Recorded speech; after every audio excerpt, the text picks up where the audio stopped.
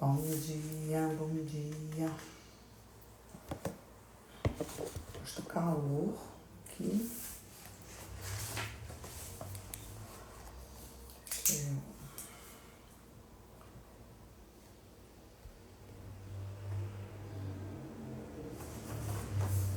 Hoje é o dia 271 de 366, né? Ano bissexto, sexta-feira, 27/9 de 2024. Tô em Lajinha, na minha terrinha. E hoje é o nosso encontro 1085. Aqui do Seis com Rafa. Pra glória de Deus, né, gente? Só Ele é digno de toda a honra e de toda a glória. Ontem fizemos a live horário diferente do normal, né? Normalmente a gente faz às 6 horas da manhã, mas ontem eu tive um compromisso e acabei fazendo às 18. E ontem a gente leu o capítulo 4 de Apocalipse. Hoje vamos ler o capítulo 5. Então, Apocalipse 5. Esperar que o povo tá chegando. Enquanto isso,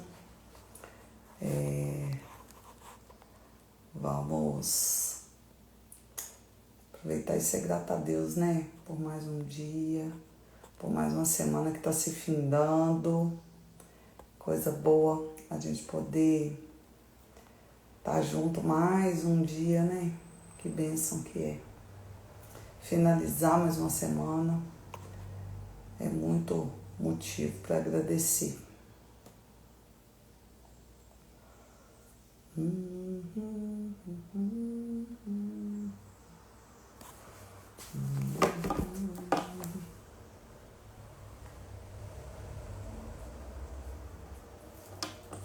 Bom dia com alegria de Leg.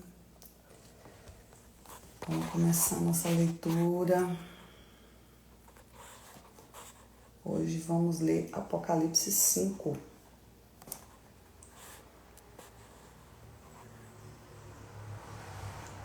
Fixar aqui. Apocalipse 5. Ontem nós lemos o 4. Ontem foi a live foi no anoitecer, né? Às 18. E tiramos um filtro do capítulo 4 que diz o seguinte: receba todas as glórias e coroas nessa terra. Para o dia do grande encontro, elas sejam devolvidas ao Rei dos Reis. A gente, sempre quando fala de coroa, né? A gente lembra da coroa de monarquia, né? E esse filtro foi baseado no verso 10 do capítulo 4. Sobre... A gente pode até ler o 9, o 10 e o 11 aqui para recordar, né? E quando os animais dão glória e honra e graças àquele que está sentado no trono e que vive para sempre e sempre, os 24 anciãos caem prostrados diante daquele que está sentado no trono e adoram aquele que vive para sempre e sempre, e lançam as suas coroas diante do trono, dizendo: Tu és digno, ó Senhor, de receber glória e honra e poder, porque Tu criaste todas as coisas, e para o Teu prazer elas existem e foram criadas. Glória a Deus por isso esse filtro, né? Ah, pois é, sei que a gente sai do horário, né, de ler, falando aqui que tá viajando, mas depois eu vou publicar no YouTube, mas quando a gente acabar, pelo menos eu li esse estudo de Apocalipse, tá? Depois você vai poder rever, vai ser muito bom. Bom dia, Helena, bom dia, Juninho.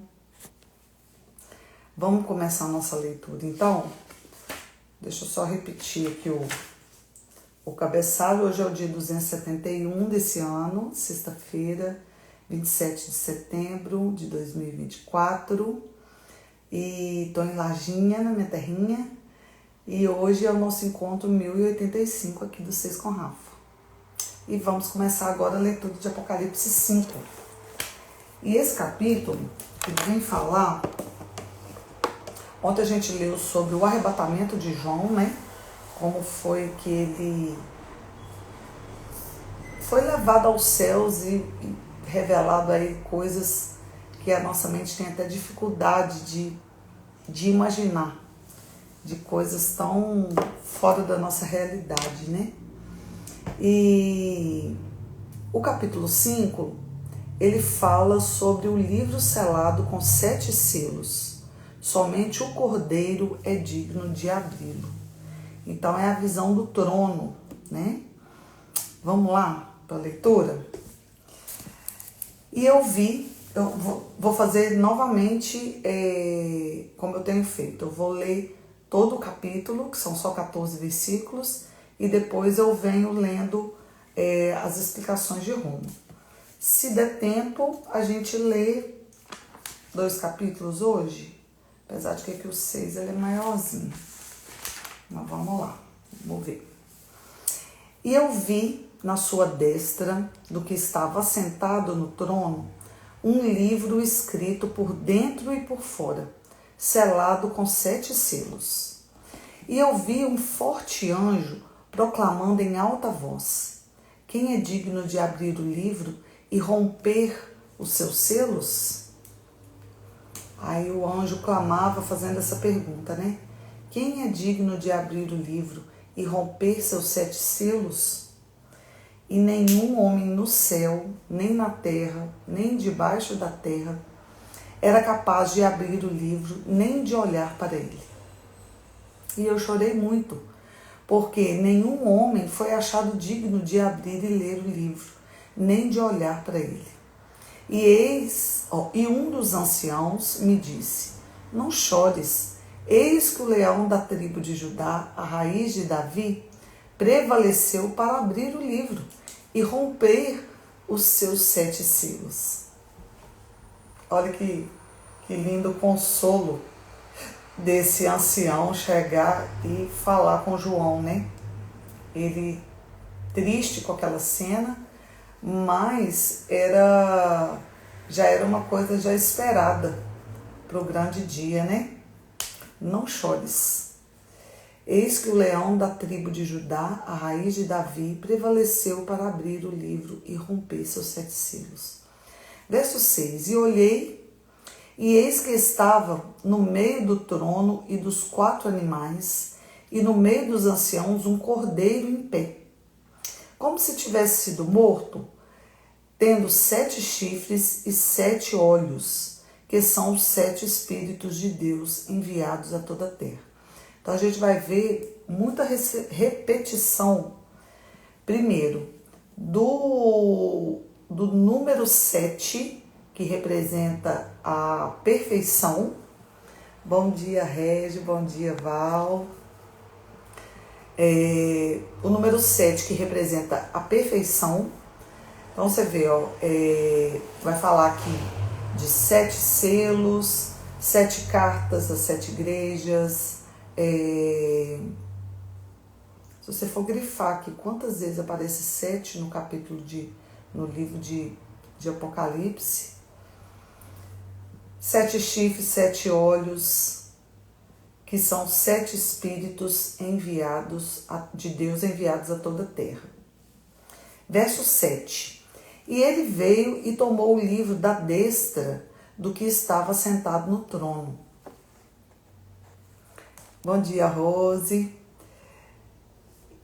E ele veio e tomou, esse que parecia um cordeiro que estava morto, veio e tomou o livro da destra do que estava assentado no trono.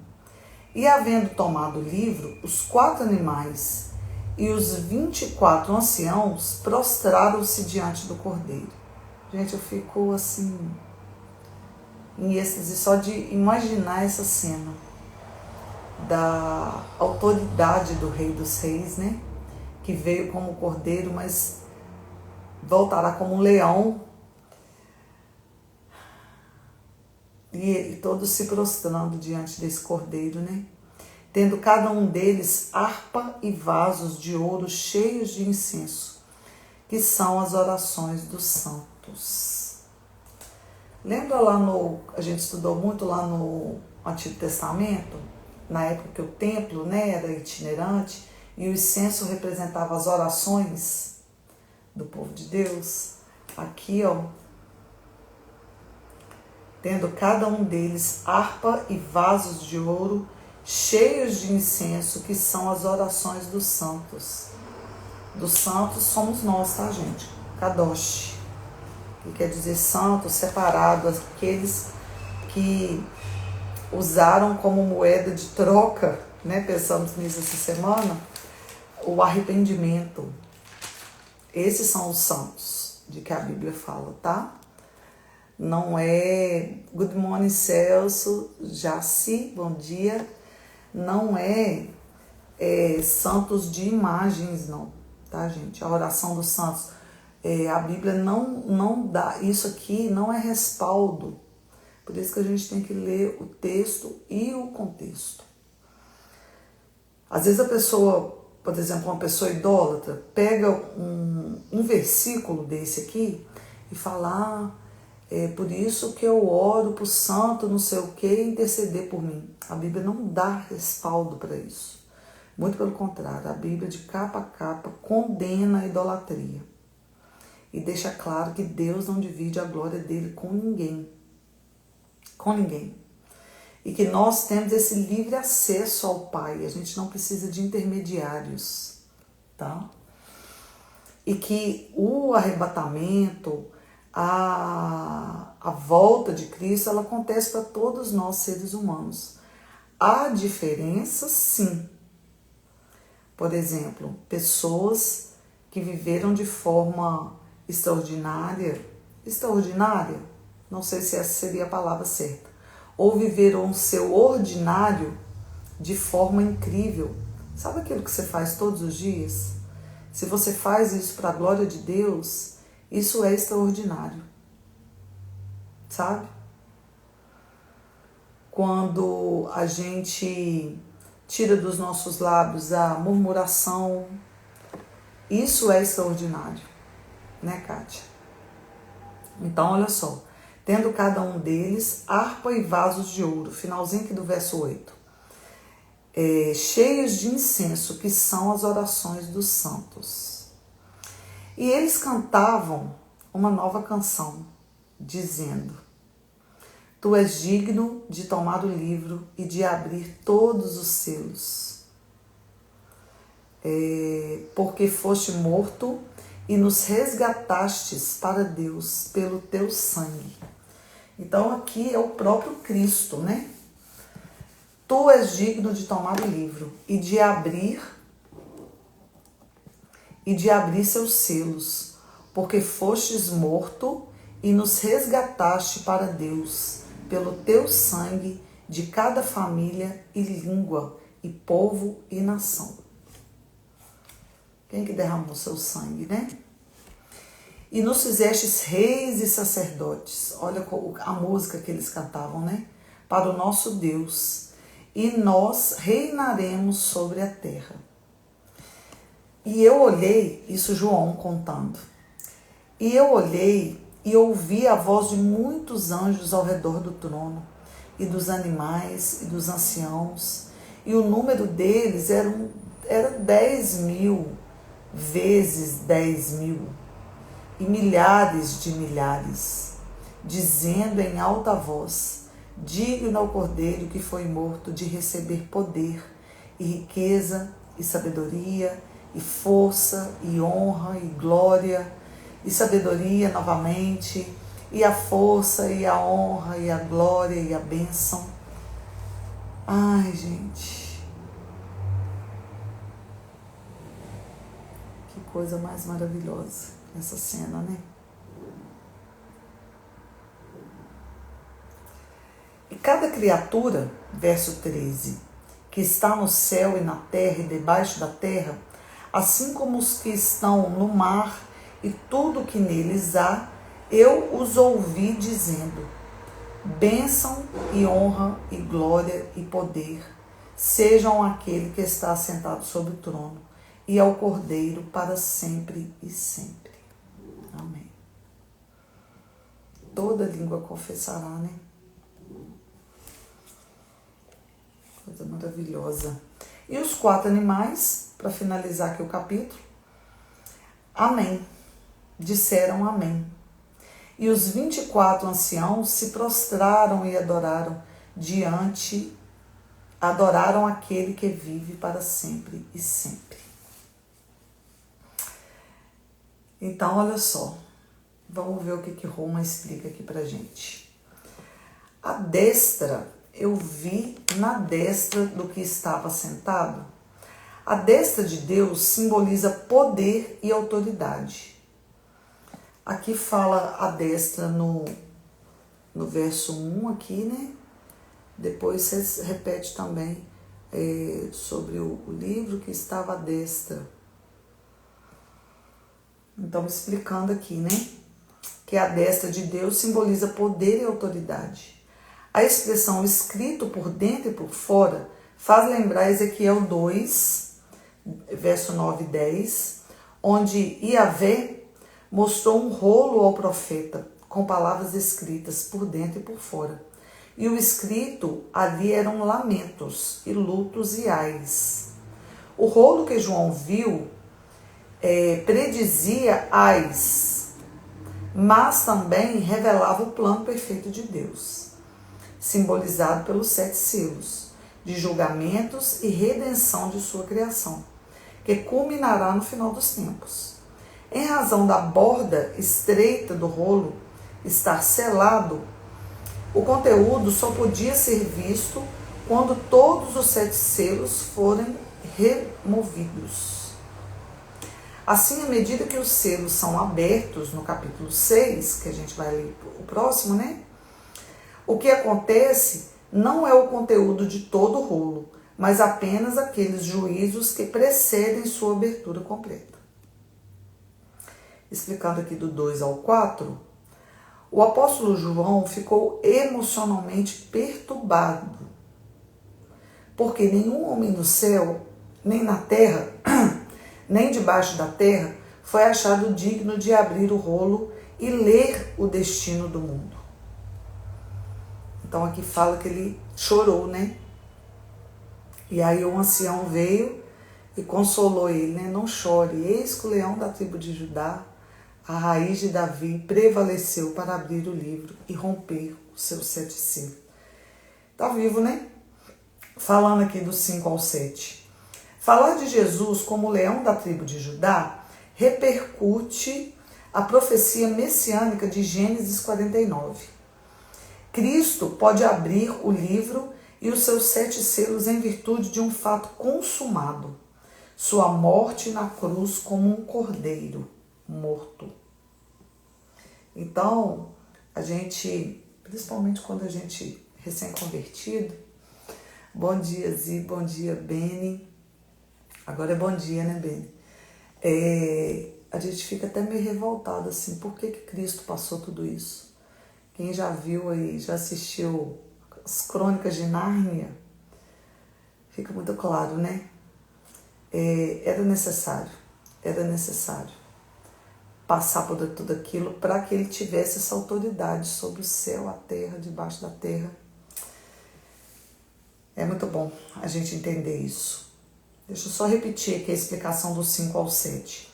Falar de Jesus como o leão da tribo de Judá repercute a profecia messiânica de Gênesis 49, 9 e 10. Vamos voltar lá em Gênesis para a gente relembrar essa profecia messiânica. Gênesis 49. Já está muito lá atrás, né? Muita coisa a gente já leu. Gênesis 49, 9 e 10. Que diz: Judá é um filhote de leão Da presa tu subistes, meu filho. Curva-se e deita-se como um leão, e como um leão velho, quem o despertará? O cetro não se afastará de Judá, nem o legislador dentre seus pés, até que venha Siló, e a ele se congregarão os povos. Então isso aqui é uma profecia, né? Uma profecia. Glória a Deus. Que vem se cumprir aqui em Apocalipse. Então, vamos lá. Sobre os 4 animais aqui, desse trecho ainda, do 5 ao 7, ver nota, a gente já estudou sobre isso. Sobre os anciãos também, porque são temas cotidianos aqui frequentes aqui em Apocalipse. No livro apocalíptico de Daniel, chifres representam poder e autoridade. Sobre os 7 Espíritos de Deus, a gente todo dia está falando sobre isso, né? Que se repete várias vezes aqui. A ação de Deus enviada em 7 Espíritos imediatamente após a descrição da obra redentora do Cordeiro, pode estar pronunciando o Evangelho eterno, sendo pregado culminantemente ao mundo interior, que a gente vai ler isso lá no capítulo 14. O fato de o Cordeiro receber o rolo da destra do Pai significa uma transferência de autoridade, permitindo que o Cordeiro cumpra os conteúdos do rolo, ou seja, os juízos e os demais eventos do restante de Apocalipse. Então, o que acontece? Quem que está sentado no trono? A Bíblia fala que Cristo está ao lado de Deus que está sentado no trono. Então, quem está sentado no trono, que é o Pai, entrega ao Filho esse poder de abrir esse rolo, né? Essa carta com esses 7 selos. Que carta naquela época era rolos, né?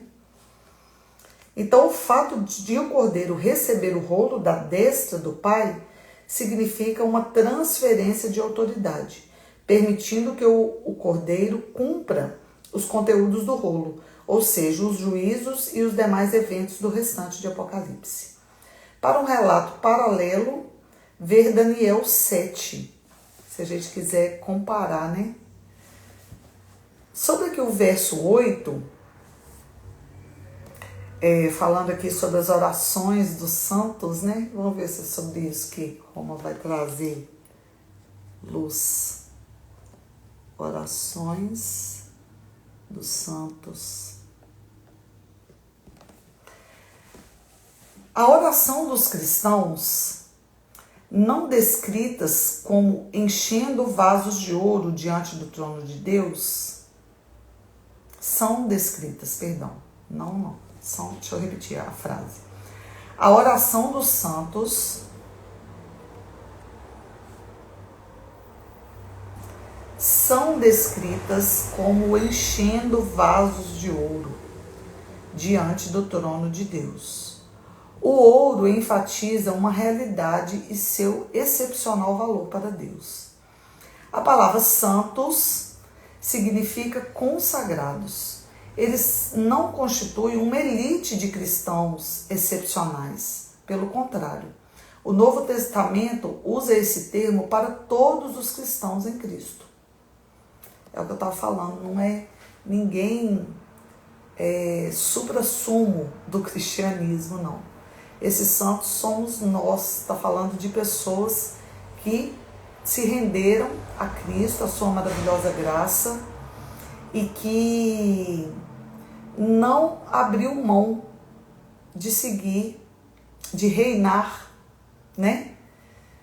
Em troca de nada, sabe? Que usou o poder da confissão de pecados, do arrependimento. E aqui vem a recompensa, né? Então, eles não constituem uma elite de cristãos excepcionais. não constitui. Pelo contrário, o Novo Testamento usa esse termo para todos os cristãos em Cristo. A referência aqui está a Romanos 1:7. Explicando aqui do 9 ao 10, a nova canção cantada no céu a respeito de Cristo é inspirada por sua obra redentora. O derramamento de seu sangue sobre a cruz, o grupo-alvo para a redenção, descrito como toda família, nação, onde os mesmos termos são usados em ordem diferente. É o mesmo grupo identificado na grande comissão. Todas as nações. A referência ao sangue derramado de Cristo e a expressão reis e sacerdote repercute Apocalipse 1, de 5 a 6, e pode estar parcialmente cumprido no céu no capítulo 7, verso 15, que a gente vai ler ainda. A promessa de que eles reinarão sobre a terra é cumprida lá no capítulo 20. Então, assim, é igual uma coxa de retalho, né? O livro de Apocalipse. Ele fala aqui, que remenda lá, que volta lá no Antigo Testamento, de uma promessa, e cita Daniel, e cita Ezequiel. Você vai ver que esse vai e volta o tempo inteiro. Isso aí. Explicando aqui do verso 11 ao 14, vai falar sobre os animais, né? A gente já leu notas sobre isso e também já leu notas sobre os anciãos. Essa cena antecipa o tempo em que todo joelho se dobrará e toda língua confessará. Comentei isso, que Jesus Cristo é o Senhor. Essa cena de que todos se prostravam, né, e cantavam essa canção, né, a canção dos céus, né. Vou escrever aqui, ó. Canção dos céus. Tu és digno de tomar o livro, de abrir os seus selos, porque foste morto e nos resgataste. Verso 9, né? Para Deus, pelo teu sangue, cada família, toda língua e todo povo, e nos fizestes reis e sacerdotes para o nosso Deus, e nós reinaremos sobre a terra. E aí, tantos anjos, milhares e milhares e milhares, clamando em uma só voz, né? Digno é o Cordeiro que foi morto de receber poder e riqueza, e sabedoria, e força, e honra, e glória, e sabedoria, e a força, e a honra, e esse exaltar da presença do único que é digno, né? Então, essa cena antecipa o tempo, essa cena citada aqui, né? Do 11 ao 14, antecipa o tempo em que todo joelho se dobrará e toda língua confessará que Jesus Cristo é o Senhor, para a glória de Deus Pai. Lembra lá de Filipenses? Tende em vós o mesmo sentimento que houve também em Cristo Jesus, pois ele, subsistindo em forma de Deus, não usou como usurpação o ser igual a Deus, antes a si mesmo se esvaziou, assumindo a forma de servo. E aí você lê lá Filipenses 2 e você vai ver tudo isso se repetindo aqui, né? Em Apocalipse. Gente, 6:32, acho que dá pra gente ler o capítulo 6. Vamos lá? Deixa eu só escrever aqui então. Apocalipse 6. Apocalipse 6. Porque alguns capítulos a gente se detém mais neles, né? E outros a gente lê mais rapidinho aqui a explicação. Então vamos lá. O capítulo 6 vai falar a abertura dos primeiros 6 selos. Lembrando que tinham 7, né? E eu vi quando o Cordeiro abriu um dos selos, e ouvi como se fosse o barulho de trovão, um dos 4 animais dizendo: vem e vê. Olha só, tem até uma explicação aqui do verso 1 ao 8 que a gente vai ler. Deixa eu só explicar de uma vez. Aqui tem explicações mais detalhadas. Então, assim, é bem chamativo aqui até o verso 8. Vamos ler aqui até o 8 e a gente volta então, tá bom? Deixa eu repetir um. E eu vi quando o cordeiro abriu um dos selos e ouvi como se fosse o barulho de trovão. Um dos 4 animais dizendo, vem e vê. E eu vi, e eis que um cavalo branco, e o que nele estava assentado tinha um arco, e uma coroa lhe foi dada. E ele seguiu adiante, conquistando e para conquistar. E havendo aberto o segundo selo, eu ouvi o segundo animal dizendo, vem e vê. E ele saiu, e ali saiu outro cavalo que era vermelho. Olha só, o primeiro selo fala de um cavalo branco, depois de um cavalo vermelho. E ali, verso 4, e ali saiu outro cavalo que era vermelho, e ao que nele se assentava, foi-lhe dado poder para tirar a paz da terra. Então, olha só, cada um teve um poder. Ó. O cavalo branco, que nele estava sentado, tinha um arco, o cavalo branco, e uma coroa lhe foi dada. E ele seguia adiante, conquistando e para conquistar. O segundo selo, o cavalo vermelho que estava sentado, foi-lhe dado poder, olha só, foi-lhe dado o poder para tirar a paz da terra e que se matassem uns aos outros.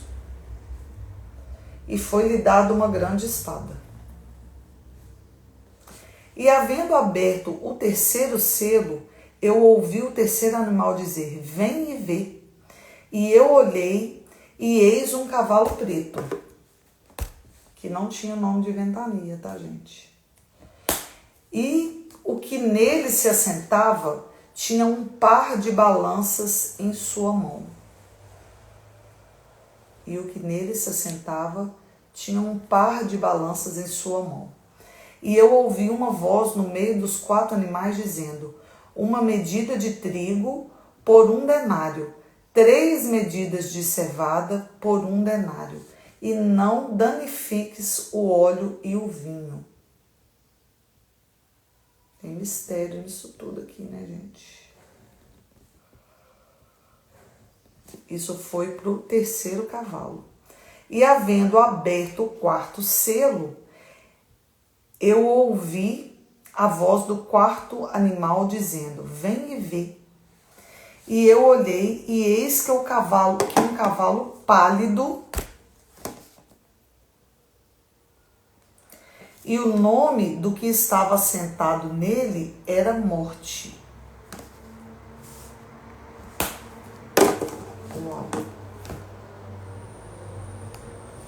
E o nome do que estava assentado nele era Morte. E o inferno o seguia. Inferno aqui está com letra maiúscula. E poder lhe foi dado sobre a 4ª parte da terra, para matar com a espada e com a fome e com a morte e com as feras da terra. A gente acha que está difícil? Olha o que está por vir, né? Se a gente não encontrar com Cristo antes, a gente não suporta, né? Bom dia, Suzy. Então vamos ler as explicações aqui até esse verso 8 do capítulo 6, que fala assim, ó, do verso, tem um trecho, um trecho vem aqui agora, que começa do 6, no capítulo 1, e vai até o capítulo 8, verso 1. Alguns intérpretes acreditam que a descrição da abertura dos selos do rolo é o início do período da tribulação. E o Mar começou a dar uma pincelada sobre isso, né, pra gente.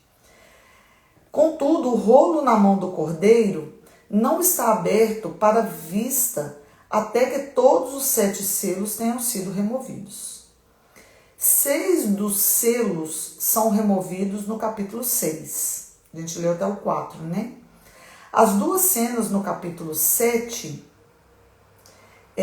formam um interlúdio que antecede a remoção do 7º selo. Há um extenso paralelismo entre essa sessão e o discurso de Jesus no Monte das Oliveiras, que está lá em Mateus 24, né? Que descreve o princípio das dores. As primeiras ou falsas comparações de uma parturiente, né? De uma mulher que está para dar à luz. Se ambas as passagens se referem ao mesmo evento e ao mesmo tempo, parece que a sequência da abertura dos selos em Apocalipse 6, que vai até o 8, né, ocorre antes do período de tribulação. Então, aqui falando sobre esse trecho que a gente leu, do 1 ao 8, a remoção dos primeiros 4 selos é descrita nessa seção como 4 cavaleiros, uma imagem provavelmente extraída de Zacarias 1, de 7 a 11. Embora as cores dos cavalos sejam diferentes lá de Zacarias.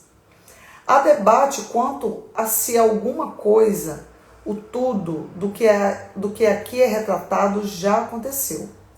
Todavia, nenhuma catástrofe chegou a devastar a 4ª parte da terra, desde a época da entrega dessa profecia. Né? Apocalipse 6, verso 8 aqui, ó. Explicando aqui os 6, 1, 3, o 5 e o 7. Parece que a ordem vem de cada um dos 4 animais, põe em movimento os efeitos dramáticos desencadeados pela remoção de cada um dos selos. Né? Quando o animal fala, vem e vê. Sobre o verso 2 ainda, alguns têm compreendido o que nele estava sentado, nessa perícope, como uma descrição de Cristo por conta de sua semelhança com ele em sua segunda vinda. Tudo que pode ser dito, com certeza, é que o arco indica que o cavaleiro é um guerreiro, que a coroa revela que ele é um rei ou governante, e que a descrição é paralela a Mateus 24. A palavra para coroa difere de muitas coroas, ou diadema, de Jesus em Apocalipse 19, 12. Então vamos lá, verso 4. A descrição aqui possui fortes paralelos com Mateus 24. Fiquei até curiosa de voltar a ler Mateus 24, né? Com guerra e rumores de guerra, e nações e reinos se levantando uns contra os outros. Do 5 ao 6, há descrições claras de estado de fome nessa passagem seguiram naturalmente o estado de guerra descrito nos versículos 2 e 4. Uma medida de trigo ou cevada era o alimento suficiente para uma pessoa por dia. O denário era o salário de um dia de um trabalhador mediano. Portanto, o custo altamente inflacionado dessas necessidades indica uma estiagem rigorosa, embora o óleo e o vinho fossem abundantes. Estão falando aqui da carestia, né, das coisas encarecerem muito. A perda do valor do monetário, né, das coisas. É novidade, gente? Sobre o verso 8, o inferno era conhecido popularmente como sendo a sepultura e o lugar de descanso após a morte. O texto não diz que a 4ª parte da população da terra foi morta, mas somente que foi dado poder à morte e ao inferno sobre essa proporção do mundo, permitindo que eles matassem livremente. Isso aí. Vamos ler esse trecho aqui do 9 ao 11, e aí tem uma outra explicação aqui. Depois do 12 ao 17 finaliza. Então vamos lá, ler do 9 ao 11. E havendo aberto o quinto selo, eu vi debaixo do altar as almas daqueles que foram mortos por causa da palavra de Deus. Então aqui, ó, aberto o quinto selo. Aberto o quarto selo. Terceiro, eu gosto de grifar, gente. O segundo selo. Só pra gente, depois fica mais fácil pra gente localizar, né? E vi quando o cordeiro abriu um dos selos, que seria o primeiro, né?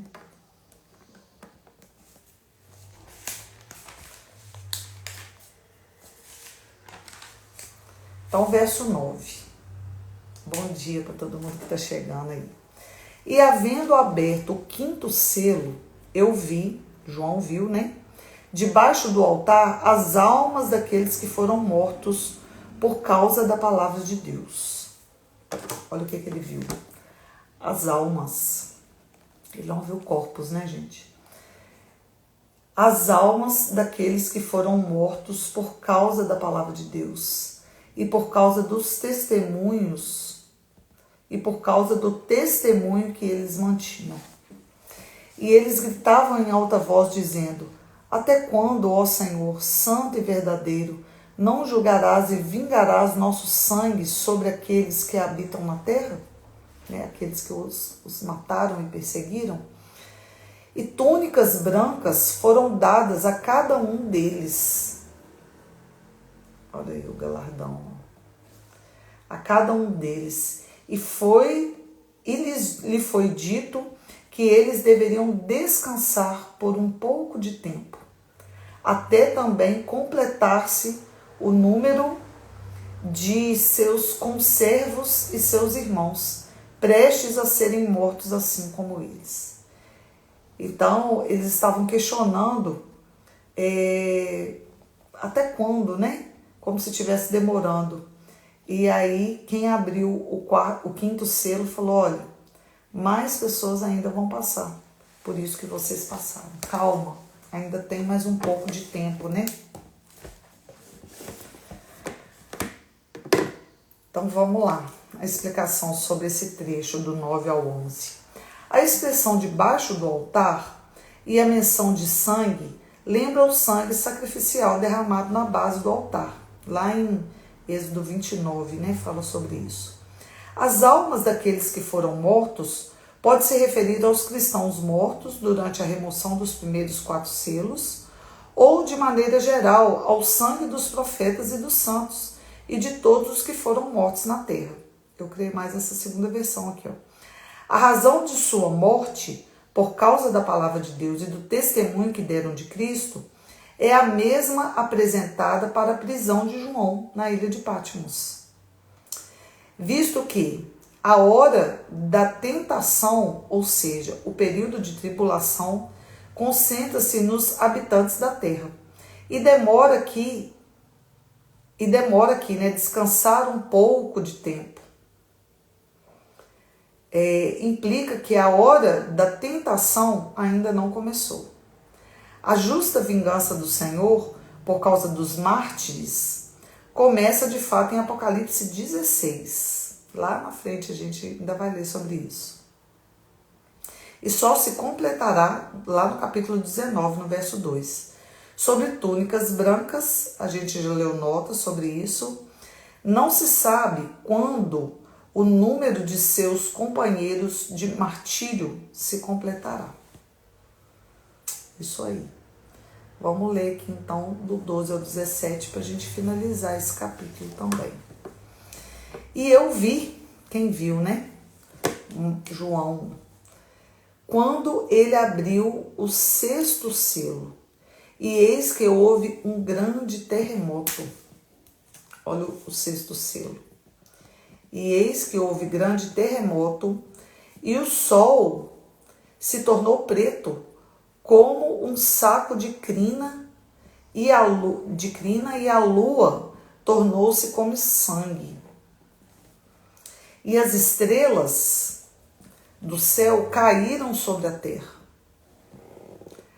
Assim como uma figueira lança seus figos prematuros, nunca vi essa cena, quando ela é abalada por um forte vento. Ah, sim. É comum a gente ver aqui, quando venta muito, cair manga do pé, né? Aqui a gente não tem o hábito de ver figueiras. E o vento retirou-se como um rolo quando é enrolado, e toda montanha e ilha foram removidas de seus lugares. Nossa, pensa o nível desse terremoto, hein? Para mexer com montanhas, ilhas. E os reis da terra, e os homens grandiosos, e os homens ricos, e os principais capitães, e os homens poderosos, e cada servo, e cada homem livre, esconderam-se nas cavernas e nas rochas das montanhas. E diziam as montanhas e as rochas: cai sobre nós, e escondei-nos da face daquele que está sentado sobre o trono, e da ira do Cordeiro. Então, tipo assim, o povo, rico, pobre, rei, plebeu, todos procuravam a morte aqui, não é procurando se abrigar. Olha só, eles iam para debaixo das montanhas e diziam: caia sobre nós e escondei-nos da face daquele que está sentado sobre o trono e da ira do Cordeiro. Era tão terrível ver o que estava acontecendo, que eles não se matavam, mas eles desejavam a morte, no sentido assim, eu não vou conseguir enfrentar a ira de quem está fazendo isso tudo. Então é melhor eu morrer, né? E diziam as montanhas e as rochas: caiam sobre nós e escondei-nos da face daquele que está sentado sobre o trono e da ira do Cordeiro. Porque é vindo o grande dia da sua ira. E quem será capaz de ficar de pé? É o questionamento deles, né? Então, explicando aqui do 12 ao 17. Os efeitos da abertura do sexto selo, o sol se tornou preto e a lua tornou-se como sangue, são muito semelhantes ao de Joel 2, os quais são ditos ocorrer imediatamente antes do dia do Senhor. Esse dia equivale ao grande dia da ira de Deus e do Cordeiro. Alguns entendem que esse é o tempo da segunda vinda de Cristo, por causa da semelhança no fraseado entre alguns aspectos do sexto selo e Mateus 24. Em razão da mesma palavra grega para é vindo ser usada na mesma forma grega para a profecia de Judas 14, a qual possui um sentido futurístico, é melhor interpretá-la aqui como estar por chegar, o grande dia da ida deles. A pergunta, quem será capaz de ficar de pé, é respondida no capítulo 7, que a gente vai ler segunda-feira. Quem é capaz de ficar de pé? Quem é capaz? Quem será capaz de ficar de pé?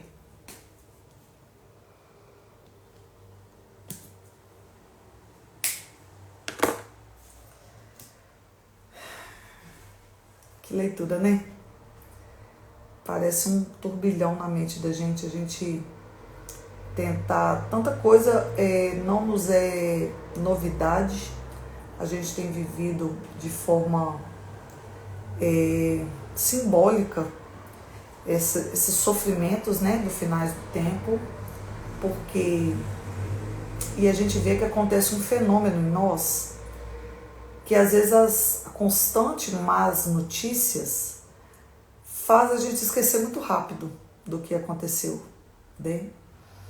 E às vezes essa frequente má notícia, ela está relacionada a pessoas que não são da sua casa, não é com você, não é comigo, e acaba a gente esquecendo rápido, né?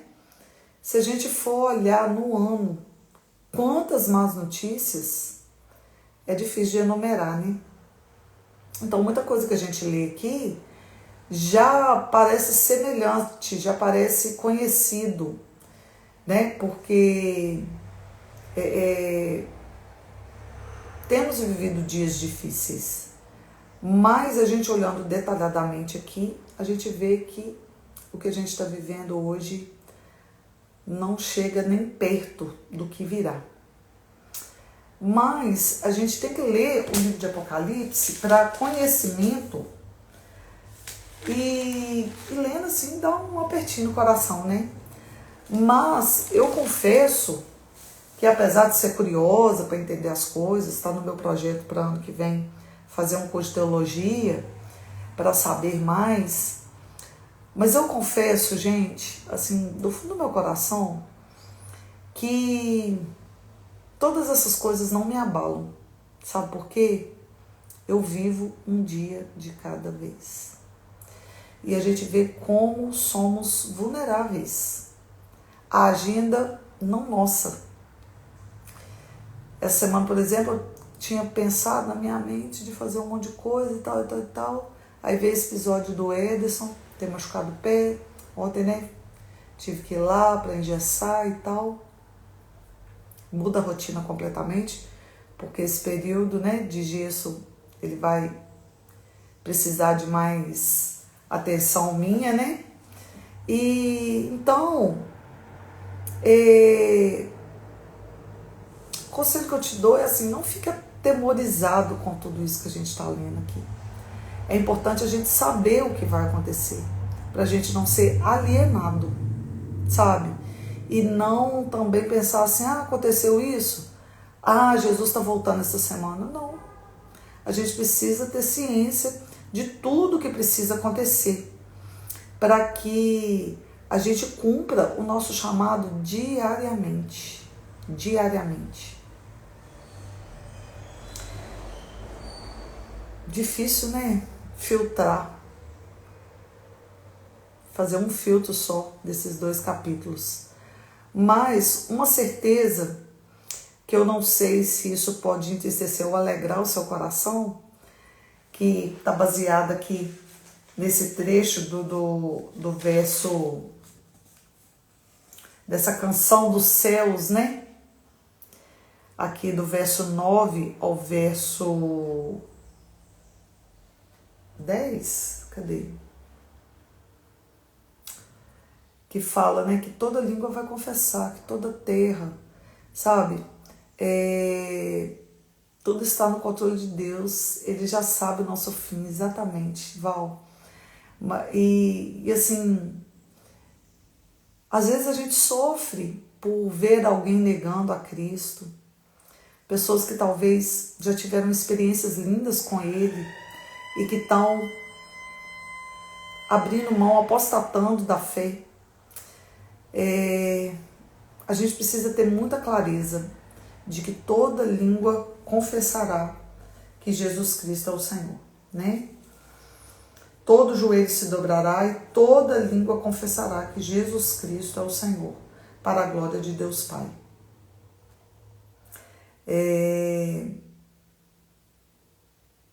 Isso é a canção dos céus. Talvez o filtro de hoje seja esse. A gente primeiro trazer isso como canção, né? Não tem as músicas chicletes, né? Que falam hoje, que tem aqueles trechinhos que gruda na cabeça da gente. Que essa seja a canção da nossa alma. Esse é o filtro. Que essa seja a canção da nossa alma. Por que a canção da nossa alma? A nossa alma é que é afligida, sabe? Diariamente, né? Qual seria a canção da nossa alma?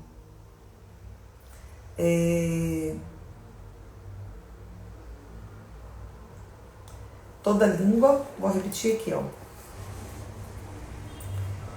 Todo joelho se dobrará. Todo joelho se dobrará e toda língua confessará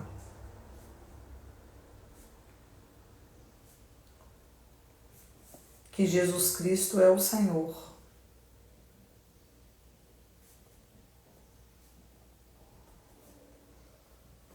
É o Senhor, para a glória de Deus Pai.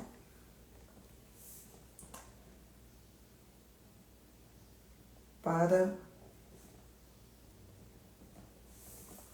a glória de Deus Pai. Deus me deu uma música, né, sobre esse trecho, que é referência lá de Filipenses 2, né?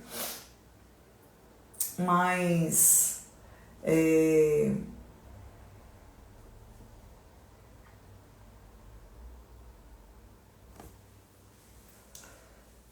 talvez a gente precise, talvez especialmente no dia de hoje, a gente não sabe o que a gente vai ter para viver e encarar esse dia, mas talvez você vai passar por situações difíceis, ou tem passado por situações difíceis. Cria uma musiquinha aí para você cantarolar sobre, ou talvez você já conheça alguma canção que fala esse trecho, que todo joelho se dobrará e toda língua confessará que Jesus Cristo é o Senhor, para a glória de Deus Pai. Se você não conhece uma música, invente uma música, para quando você passar por situações complicadas, você começa a cantarolar isso. Isso vai te fortalecer, não tenha dúvida, tá? Que essa seja a canção da nossa alma. Todo joelho se dobrará e toda língua confessará que Jesus Cristo é o Senhor, para a glória de Deus Pai. Amém? Vamos ficar por aqui e que isso invada a sua alma, sabe? Nesse final de semana, nessa sexta-feira, já estamos caminhando para o final do mês de setembro, né? Como passou rápido o mês de setembro. E que isso invada a nossa mente e o nosso coração. Todo joelho se dobrará e toda língua confessará que Jesus Cristo é o Senhor, para a glória de Deus Pai. Tenha clareza disso e se muna com essa canção. Helena Barbosa, Val Giacomi, Rosemary Gambatti, Mônica Receputi, Tônia Fonseca, Celso Rodrigues, Cláudio do Empório B, Dileg Pageu, Kátia Alves, Suzy Darley Pereira e Jarcilene Gonçalo. Queridos, fiquem todos na paz. Não se esqueçam que o poder é disponibilidade. Esteja disponível para cantar essa canção, tá bom? Deus abençoe. Façam todos uma excelente sexta-feira. Vamos desfrutar do final de semana. E segunda-feira, se eu não morrer, Jesus não voltar, a gente retoma para começar o capítulo 7, que vai responder à pergunta final aqui do capítulo 6. Quem será capaz de ficar de pé? Não perca, tá?